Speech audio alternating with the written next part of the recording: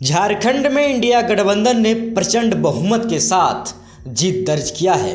इतिहास के पन्ने में एक बार फिर से नया अध्याय के तौर पे लिखा जाएगा। आपको बता दें कि झारखंड में हेमंत सोरेन और कल्पना सोरेन के नेतृत्व में झारखंड की सरकार 5 साल पूरा किया। उसके बाद फिर से हेमंत सोरेन और कल्पना सोरेन के नेतृत्व में इंडिया गठबंधन ने 56 सीटों पर विजयी हुआ है। आपको बता दें कि जानकारी के लिए आपको बता दें, झारखंड मुक्ति मोर्चा 34 सीट पर विजयी हुए हैं, 16 सीटों पर कांग्रेस विजयी हुई है, 4 सीट पर राजद और 2 सीटों पर माले।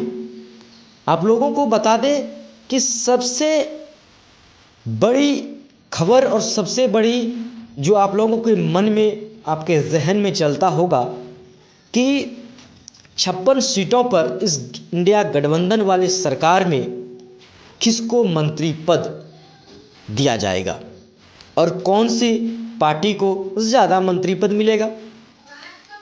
जानकारी के लिए आपको बता दूं कि इंडिया गठबंधन में झारखंड मुक्ति मोर्चा ने सबसे ज़्यादा सीट जीत दर्ज किया है, तो ये उनका अधिकार भी बनता है कि सबसे ज़्यादा मंत्री पद झारखंड मुक्ति मोर्चा के खेमे में जाना चाहिए।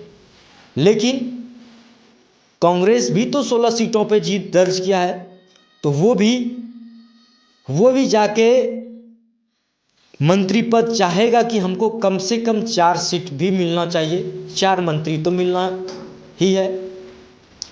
पिछले कार्यकाल में राजद मात्र और मात्र 1 सीट विजयी हुई थी, उसको भी मंत्री पद मिला था।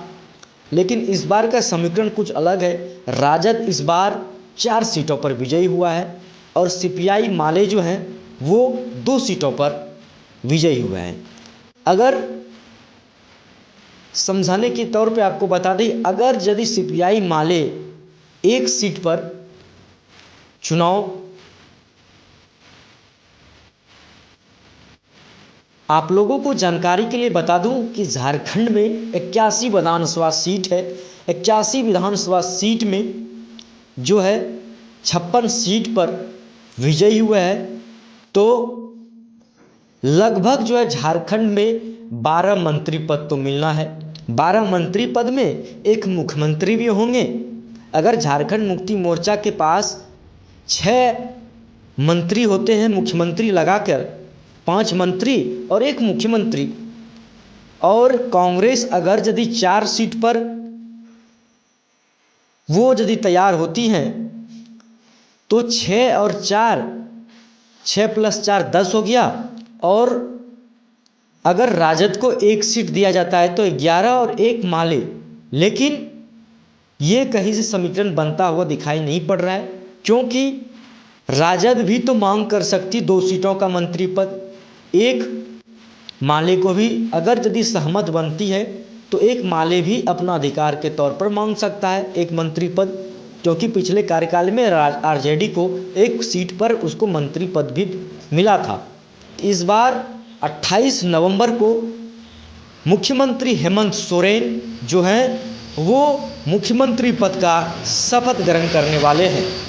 28 नवंबर यानी कि आज से ठीक 2 दिन बाद मुख्यमंत्री का शपथ लेंगे हेमंत सोरेन, और उसके साथ जो है साथ ही उनके मंत्री पद का भी शपथ लेंगे। बता दें कि आरजेडी 2 सीट का मांग कर रही है और 1 सीट माले मांग कर रही है, यानी कि 2 और 1 + 1 3 हो गया, और 4 सीट अगर यदि कांग्रेस वो अपना मंत्री पद का मांगता है तो 4 और 3 + 7 हो गया, और 7 और बचा 5।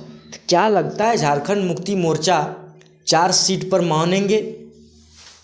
ऐसा तो लग नहीं रहा है, क्योंकि मुख्यमंत्री को लगाकर 4 सीट मंत्री और 1 मुख्यमंत्री 5 होता है, 7 + 5 12।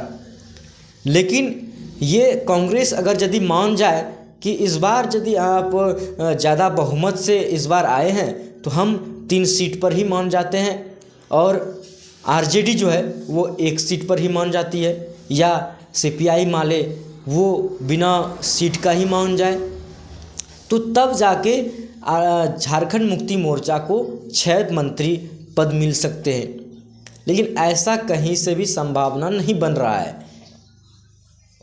तो आपको बता दें कि जिस तरीके से झारखंड में चुनाव हुआ है, मैया समान योजना का प्रभाव पड़ा। और सबसे बड़ी बात, कल्पना सोरेन जब झारखंड की राजनीति में उसका एंट्री हुआ है तो एक बार फिर से भूचाल की तरह वो एंट्री ली। और उसके बाद झारखंड मुक्ति मोर्चा के एक नेत्री, आपको बता दें कि जिस तरीके से पूरा विधानसभा में वो उसने जाके अपना प्रचार प्रसार किया, उसका सबसे बड़ा प्रभाव हेमंत सोरेन से भी ज़्यादा प्रभाव इस बार कल्पना सोरेन को देखने को मिला है। कल्पना सोरेन जो है एक उभरती हुई नेत्री झारखंड में निकली। और एक था टाइगर जयराम महतो और कल्पना सोरेन, दो ही इस बार झारखंड के राजनीति में चर्चे में रहा। और आपको बता दें कि क्या लगता है आप लोगों को, ये बताइए कि हेमंत सोरेन जो है मुख्यमंत्री ना बन करके वो अपनी पत्नी को मुख्यमंत्री पद का भार सौंप दे।